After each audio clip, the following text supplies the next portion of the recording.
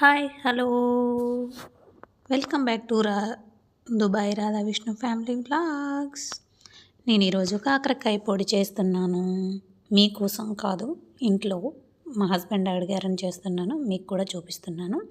కొద్దిగా కెమెరా అటు ఇటు అయింది, సారీ.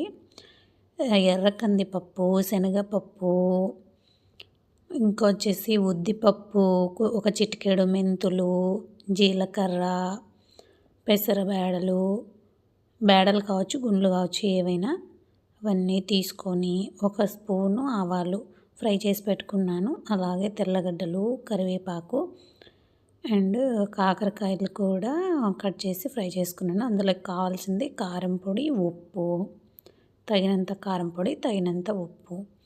అలాగే ఇందులోకి మెయిన్ వచ్చేసి ఇక్కడ చూడండి, ఫ్రై చేసి పెట్టుకున్నాను శనగకాయ పప్పులు కూడా. మీరేమంటారు, పల్లీలు అంటారా? పల్లీలైనా పల్లీలను కూడా వేయించుకోవాలి. అన్నీ వేసుకొని మిక్సీలో ఇప్పుడు వేసుకొని అన్నీ పెట్టేసుకుంటాం. తగినంత ఉప్పు, కారం వేసుకొని కొద్దిగా పసుపు కూడా యాడ్ చేసుకొని బరకగా మిక్సీ కట్టుకున్నాను. పప్పులు అయితే అందులో కలపకండి, పల్లీలు ఒక 3 స్పూన్స్ కలుపుకోండి పొడి కొట్టేటప్పుడు. మిగతాటివి ఇందులో ఇలాగ పైన కలిపేసుకుంటే బాగుంటుంది తినడానికి, మధ్య మధ్యలో తగులుతూ.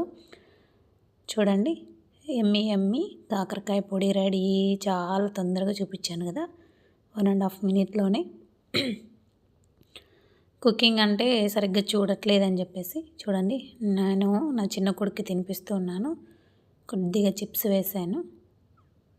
ఇంకా ఇక్కడ వచ్చేసి ఈవినింగ్ 4:30కి అలాగా పిల్లలకి పాప్కార్న్ కావాలని అడిగితే పాప్కార్న్ చేస్తున్నాను.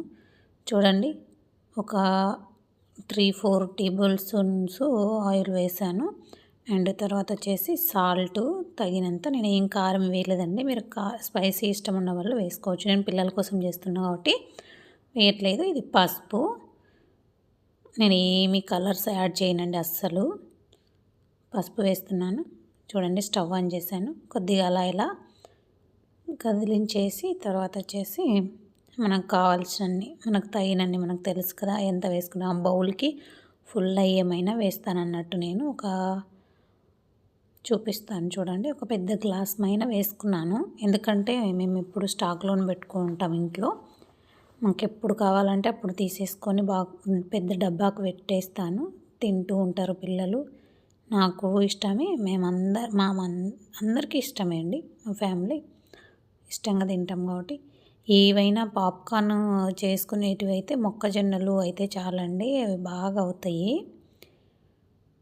ఈ బ్రాండ్ ఇదే వాడాలి అట్లా ఏముండదు. చూడండి, వేసాం కదా, అలాగా 2 మినిట్స్ అలా కలుపుతూ ఉంటే అందులో ఉండే సాల్టు, ఆయిలు, పసుపు బాగా కలిసిపోతుంది. తర్వాత లిడ్ క్లోజ్ చేసి పెట్టేస్తే 2 మినిట్స్లో అంత చిటపటలాడేసి అయిపోతుందండి. అడుగంటుకోకుండా ముందే ఆపేసుకోవాలి. ఎక్కువ మంట పెట్టద్దు, మీడియంలో పెట్టుకోవాలి. అలా కలపాలండి. బాగా కలుపుకొని తర్వాత నీట్గా అట్లా పరిచేసి క్లోజ్ చేయడమే లిడ్. ఇంకా అవి బాగా పాప్ అవుతుంది. అంతేనండి.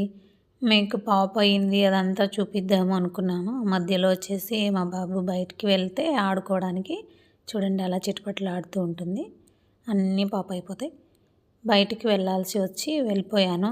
తిరిగి వచ్చేలోపు అన్నీ బౌల్లో వేస్తే తినేసారు మా పిల్లలు, మేము అందరం తినేసాము. చూసుకోలేదు, నేను వీడియో తీయలేదు అనేది, ఫర్గెట్ అయిపోయాను. సారీ.